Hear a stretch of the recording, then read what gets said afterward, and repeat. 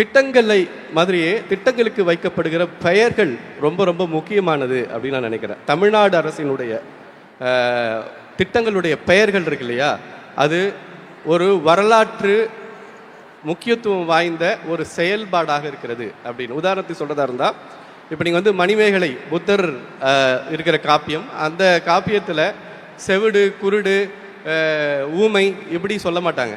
காது கேளாதார், வாய் பேசாதார், பார்வையற்றோர், அப்படி. அதுதான் தமிழ் பண்பாட்டினுடைய உச்சம்னு சொல்லலாம். கிட்டத்தட்ட இது வந்து ஒரு 2000 வருஷத்துக்கு முன்னால். நான் அப்படியே இன்னைக்கு நிற்கிற 2025 நின்றுட்டு இருக்கேன். நம்முடைய மாண்புமிகு முதல்வர் முன்னால் நின்று பேசிக்கிட்டு இருக்கேன். இங்கே இவர்கள் வைக்கிற திட்டத்தினுடைய பெயர்களை நீங்கள் பாருங்கள். கட்டணமில்லா பயணம், இலவச பயணம் இல்லை.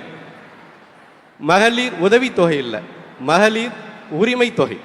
உரிமை தொகை அப்படிங்கிறதுனுடைய இது அது அது அது தன்னுடைய பணம் அப்படின்னு கருத்து இருக்குல்ல. இதுதான் சுயமரியாதை தருகிறது, இதுதான் தன்னம்பிக்கை தருகிறது. இங்கே நின்று பேசிகிட்டு இருக்கிற எல்லாருமே வந்து அதை தான் வந்து இங்கே இது பண்ணுறாங்க.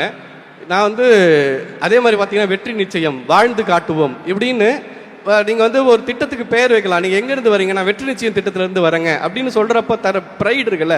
பிள்ளைக்கு பேர் வைக்கிற மாதிரி திட்டங்களுக்கு பேர் வைக்கிற தமிழ்நாடு அரசை நான் இந்த இடத்துல ரொம்ப ரொம்ப ரொம்ப மனமும், ஏன்னா அது ரொம்ப முக்கியமானது, அது ஒரு அடையாளம்.